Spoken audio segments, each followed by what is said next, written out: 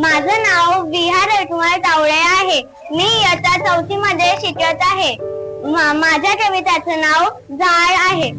चिंगीनं लावलं एक झाड, झाडाला म्हणाली लवकर वाढ. चिंगीनं लावलं एक झाड, झाडाला म्हणाली लवकर वाढ. तुला रोज घालील पाणी, तुझ्यासाठी जाईन जाणे.